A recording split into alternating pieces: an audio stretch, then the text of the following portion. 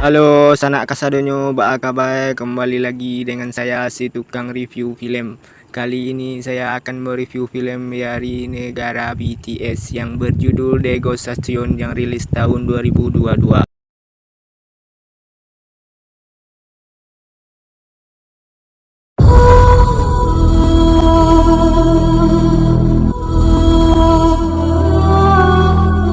Film diawali di stasiun Oksu. Seorang penumpang lagi menunggu kereta Gupala. Lagi menunggu, dia melihat wanita berbaju hitam yang oleng akibat kebanyakan minum soju. Ketika dipoto dan di-share ke media sosialnya, kebanyakan dari netizen berkomentar itu adalah penampakan hantu. Lalu pintu masuk kereta terbuka. Karena kereta belum sampai, dia pun mencoba mengintip keluar dan tiba-tiba 저 여자 괜찮을까?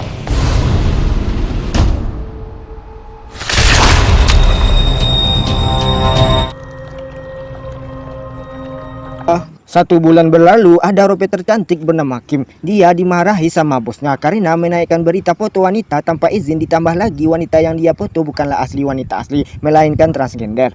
Membuat perusahaannya kena uang tangguhan sebesar 50 juta won. 5천. 네.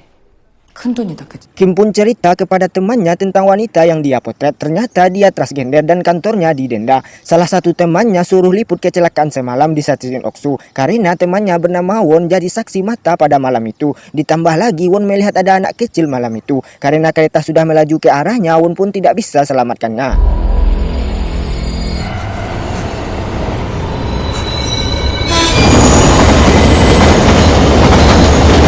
Kim sempat tidak percaya karena ada korban anak kecil. Won bilang kepala pemakam juga melihatnya. Di tempat pemakaman, Kim bertanya, apakah Anda melihat ada anak kecil juga? Kepala pemakam itu mengiyakan. Ketika dia lagi memprovokasi kecelakaan itu, dia melihat ada anak kecil di bawah tangga. Ketika ditanya namanya, anak itu hanya menunjukkan 4 angka aja dan menganggukkan kepalanya.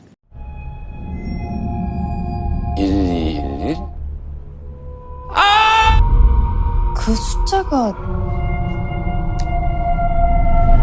Merasa berita ini menarik, Kim meminta video asli kecelakaan kepada Won. Dengan status teman, Won pun mengcopy videonya ke playlist. Won memberikan playlistnya kepada Kim dan menjaga identitasnya. Lalu Won bilang kalau dia melihat masinis yang kebingungan karena masinis itu juga melihat ada anak kecil suatu ditabraknya.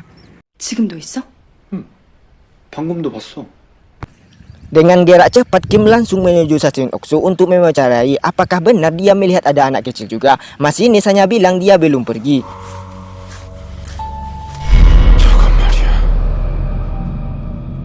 Ketika dalam gudang, masinis menyuruh Kim untuk bilang 4 angka terus menerus. 불러줘. 괜찮으세요?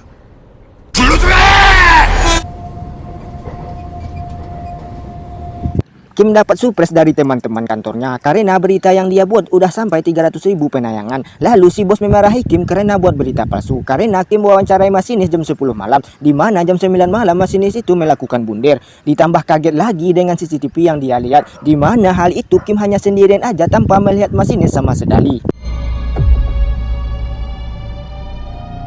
Setelah dimarahi oleh bos, Kim dipanggil oleh adik korban kecelakaan kemarin. Setelah sampai di rumah si adik, memberikan minuman dan bercerita kalau kakaknya itu adalah seorang yang gak mungkin dia melakukan itu tanpa tujuan yang pasti. Pasti ada yang dia cari di sana. Lalu si adik bilang kalau dia sering mimpi buruk tentang stasiun Oksu, tapi dia hanya mengingat jelas tentang sumur tua saja. Lalu Kim mencari fakta foto lama stasiun Oksu. Dia melihat sumur tua dan panti asuhan Oksu.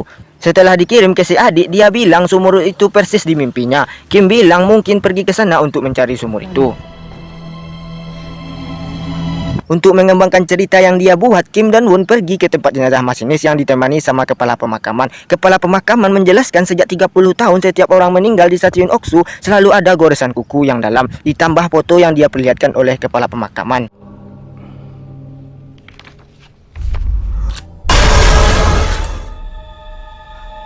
Di kantor, Kim sangat senang karena berita yang dia buat sudah naik drastis sesudah 1 juta jam tayang. Hal itu membuat hashtag stasiun Oksu dengan mengirim foto dengan goresan kuku di tangan. 그걸 얘도 인정했다?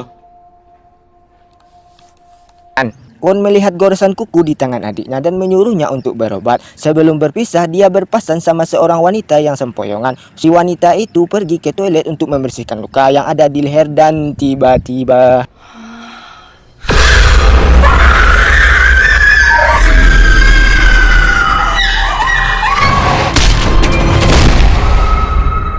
Adik Won dapat berita dari Ate kalau ada masalah di toilet perempuan. Karena dia paling dekat dengan toilet, dia coba periksa. Adik Won hanya melihat tas wanita yang ditinggal setelah diintip dari bawah kaki.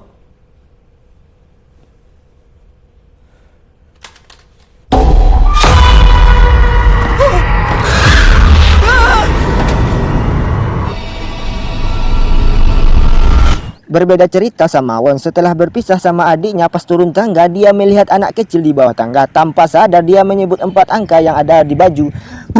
Dan dia menyebut 4 angka yang ada di baju anak itu. Kim mengucapkan belasungkawa sama Won atas menimpa adiknya. Lalu Won memperlihatkan ada goresan kuku di tangannya. Dia bilang kalau dia tidak mau mati. Kim berusaha menenangkan Won dan menyuruh Won untuk istirahat dulu. Lagi tidur, Won melihat ada anak kecil melangkah ke arahnya dan tiba-tiba dia berada di dalam sumur.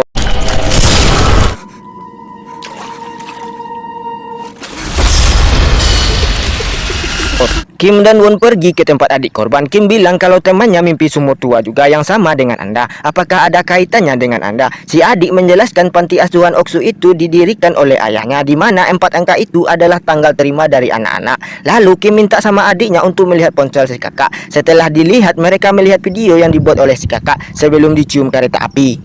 옛날에 공사하던 터널이 나옵니다.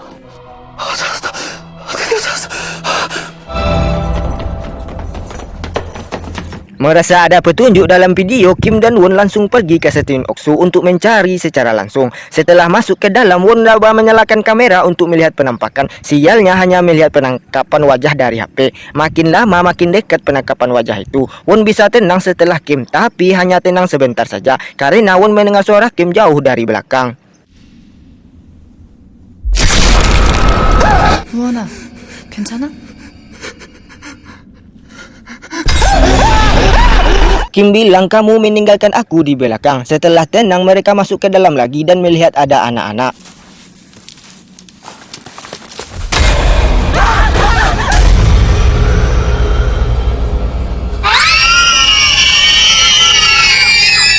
Setelah mengungkap kasus itu di kantor, Kim dipanggil oleh si bos. Dia dimarahi sama diberi skor kepada Kim dan menyiapkan uang penangguhan Kim. Lalu atasannya menjelaskan kepada dia diskor oleh bos karena sebelumnya ada kantor lain mengungkap kasus ini dan kantor itu ditutup secara permanen dan kasus ini ditutup oleh pemerintah. 아니 어떻게 그래도 대기발령을.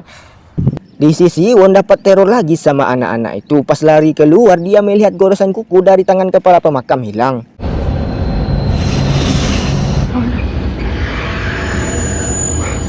Won langsung ke tempat kepala pemakam. Kenapa bekas luka di tangannya hilang? Kepala pemakam menjelaskan kalau dia memasasi adik korban untuk mengucapkan 4 angka. Setelah terucap, goresan itu berhasil hilang dan pindah sama adik korban. Kim ditemui oleh adik korban karena dia sudah ingat semua. Dia bercerita kalau dia waktu kecil dimasukkan ke dalam sumur dan banyak anak-anak di dalamnya. Dia mempunyai 4 angka masing-masing yang berbeda. Di saat itu si adik dipanggil keluar. Sebelum keluar, temannya mencengkram tangannya dengan kuat dan meminta dia untuk mengeluarkannya di sini karena dia merasa ketakutan. Si adik menunjukkan buku hasil transaksi penjualan organ, di mana yang tidak bisa dijual dia masukkan ke dalam sumur dan dikubur hidup-hidup. 증거를 없애려. Pagi hari, Kim dapat telepon dari nomor baru. Setelah diangkat ternyata Won. Kim pun bertanya kenapa nomormu baru. Won pun bilang HP-nya hilang dan memberi nomor baru. Won pun menyuruh Kim untuk menyimpan nomor baru ini. Setelah disebutkan nomornya oleh Kim, Kim pun baru sadar hari itu. Sehingga teman punya sangat jahat, bangsat. Teman makan teman nih. 네가 어떻게 나한테...